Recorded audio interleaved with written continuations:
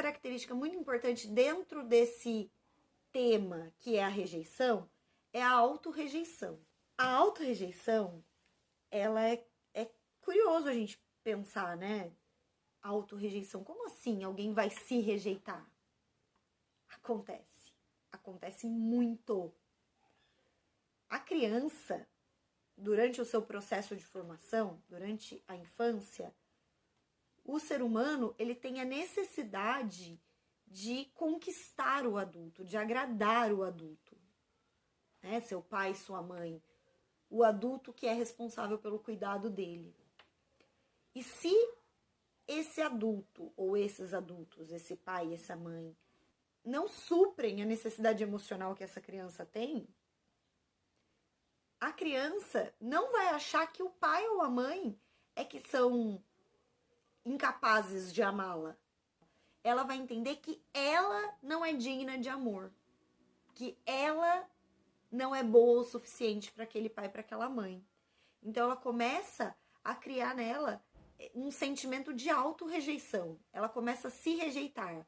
Eu não sou boa o suficiente. Eu não sou bom o suficiente. Eu não sou capaz de conquistar o amor e a admiração dos meus pais por mim. E essa característica de autorrejeição, quando ela não é identificada logo e tratada logo, ela vai gerando um comportamento depreciativo. Então a pessoa começa a se sentir incapaz de fazer as coisas, começa a sentir medo de fazer as coisas, começa a se sentir incompetente. A gente vê muito adolescente se automutilando. Acontece com muita frequência a automutilação entre os infantescentes.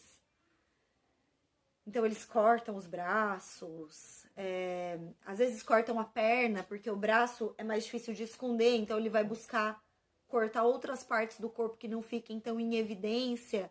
Tudo isso é sintoma de uma autorrejeição grave, de uma autorrejeição num estado mais severo, porque a pessoa, ela se sente tão inferior, ela se sente tão mal com quem ela é, que ela começa a danificar o próprio corpo. Ela começa a se ferir. Novamente, eu trago para você essa orientação. Observe o seu filho. Conheça o seu filho ou a sua filha. E conheça como são os outros infantescentes da mesma faixa etária que ele.